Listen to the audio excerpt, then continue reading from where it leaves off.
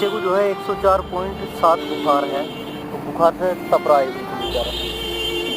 यहाँ पूरे में इसके टिक्स हैं सारे में। अब फिलहाल मैंने इसे दवाई तो दी है, कुछ खा पी नहीं रहा है, टिक्स है, बुखार इतनी तेज़ हो रहा है इस बच्चे को। फिलहाल दवाई की, अब कल को मैं इसके टिक्स वाली दवाई लगा दूँगा ताकि जो जितने भी चीज़ ली है ना सब खत्म हो जाएंगे। ये इसके बुखार का कारण बनती है इतनी सारी चीज़ें। सड़क किनारे बच्चे रह रहे बेचारे।